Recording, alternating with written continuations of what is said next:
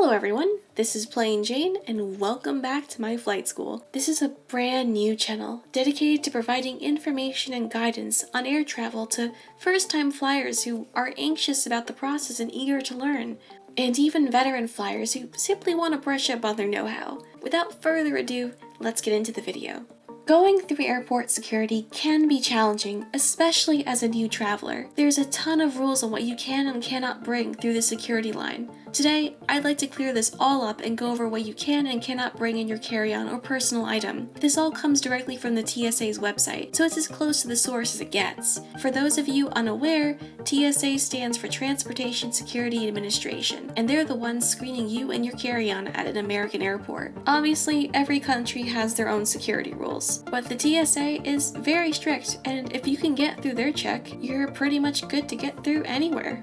Let's start with the controversial liquids rule. I'm linking the TSA's website below. Sometimes referred to as 311 rule, the TSA requires that all liquids you bring, and by liquids this also includes creams, gels, aerosols, and pastes, be put in a clear, quart-sized, sealable bag. Keep in mind, this is one quart-sized bag, so you can't bring multiple quart-sized bags. This is where one of the ones from the 311 comes from. One thing to also note is that this only applies to carry-ons and personal items that you keep with you throughout your flight. These rules don't apply to checked-in luggage. Now, the rules are even more strict when it comes down to the size of the liquids themselves. Basically, each item can't be in a container that is larger than 3.4 ounces or 100 milliliters. If you do have a container larger than that, pack it in your checked luggage. If you can't check in luggage, you'll need to either cut down on the amount of liquids you bring, or you can buy these handy, empty TSA-sized containers and fill them with liquids and creams from your larger containers and effectively create a travel-sized version of them. Alternatively, a lot of convenience stores and pharmacies sell travel-sized versions of popular toiletry brands like mouthwash, toothpaste, deodorant, shampoo, soap, and more. You'll also want to keep in mind where you'll be staying at your destination. If you're staying at a friend or family member's house who will likely have shampoo or soap for you to use, or a hotel that provides these things, there's really no need to pack them yourself. Keep in mind that even if you follow these rules to the letter, every traveler always has to take their quart-sized liquid bag out of their carry-on for when it goes to the scanner at security. This doesn't mean you'll be singled out and searched. TSA just requires you to do this by default. There are some exceptions to the liquid rule. You can carry duty-free liquids, which are items purchased in the airport after getting through security, if they were purchased internationally and you're traveling to the US via a connecting flight, and if they were packed in a proper, transparent, secure bag, and you bought it within the last 48 hours with a receipt to show for it. If you're carrying something like your medications or baby formula, there are exceptions made for these items. I have traveled with medication in pill form many times. I highly recommend leaving these pills in their original prescription bottle so as not to raise any red flags, or TSA may pull you over for an advanced screening and will attempt to test this medication. Some doctors will also recommend giving you a note to take with you explaining what the medication is for and that's medically necessary for you to have it. I usually will not notify TSA if I'm traveling with pill-based medication, as it's incredibly common and always in its prescription bottle, and they never raise a fuss over it. However, if you are traveling with liquid-based medication, you absolutely should tell a TSA officer and let them know of any medical accessories you have. The TSA also recommends labeling these items to show clearly what they are. If you can't have your medication screened by X-ray or opened, they will probably just pat you down and do an advanced search of your carry-on itself. One thing to keep in mind post-COVID is hand sanitizer. The TSA actually modified their rules to allow passengers to carry one liquid sanitizer that is 12 ounces or less in their carry-ons. Obviously, this is less than the usual limit of 3.4 ounces. However, it is noted that if a passenger chooses to do this, they will be screened separately. It's unclear if this means the passenger will have to simply remove their sanitizer and scan it separately, or if it'll prompt an advanced search or pat down of the passenger. The TSA just notes that it will add some hassle to the experience, so it's something to keep in mind if you intend to do this. I highly recommend checking out the special procedures page, as there's a drop down for a lot of special situations that I'd be here for an hour if I tried to explain everything there. Now that we've got the liquids rule out of the way, what do you actually need? Well, first, you need a valid ID.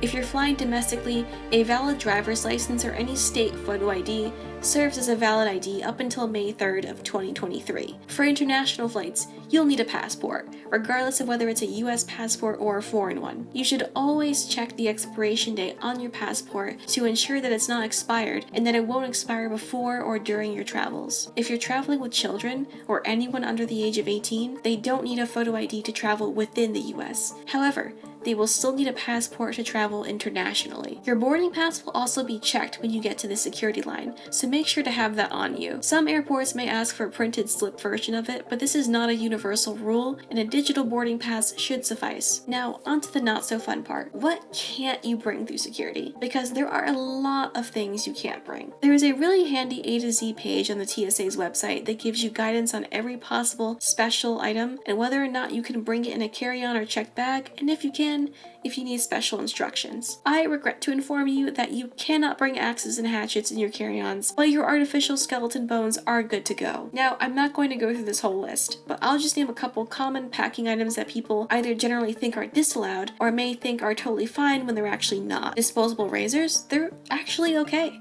Turns out shaving is allowed. Just to be safe though, you'd probably want to sheath it if you can. Nail clippers, also okay. Safety razors with blades, no. You can bring disposable razors, but not safety razors. However, you can bring a safety razor without the blade attached. Pocket knife? Nope. However, you can put knives in checked luggage. Tweezers? Yep. Sewing needles and knitting needles? Both are allowed. Scissors?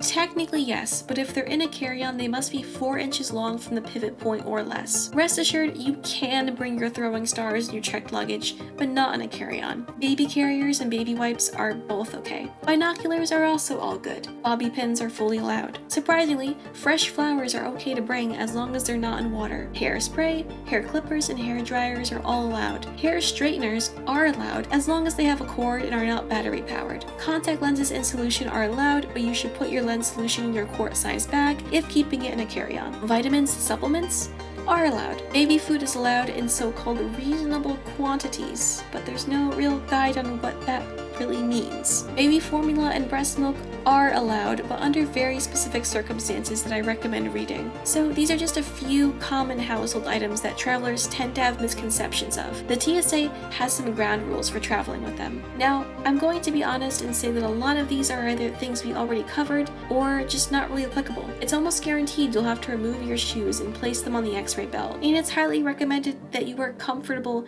easily removable shoes. Any electronic device bigger than a cell phone needs to be removed from your carry-on and placed in the bin. The TSA cites laptops, tablets, e-readers, and handheld game consoles as some examples. You'll also want to empty out your pockets and place them in either your carry-on or directly in one of the bins, as they could set off the detector. If you have a disability or medical condition that would impact your ability to go through security, the TSA has a toll-free helpline you can call before you travel at 855-787-2227, and this will be written down below as well. The TSA also recommends, and I actually was unaware of this, that you tape a card with your name and contact information on your electronics. I can only imagine that this is if they confiscate your belongings, you can get it back easily. Now, to state the obvious, fireworks and other explosives are not allowed in any luggage, whether it be checked in or in a carry-on. Firearms or guns are allowed in checked bags and not carry-ons, and they have to be unloaded in a locked hard-side container, and you have to notify the airline ahead of time. You can bring small pets with you through security, assuming you have permission from your airline to bring them on the plane, but the pet has to be removed from its carrier and placed on a leash during the screening process. So I know this was a lot to go through. Hopefully I was able to shed some light on the TSA's process and clear up some misconceptions on certain items. As always, thank you very much for watching, and if you found this video helpful, consider leaving a like and subscribing to my channel. Safe travels!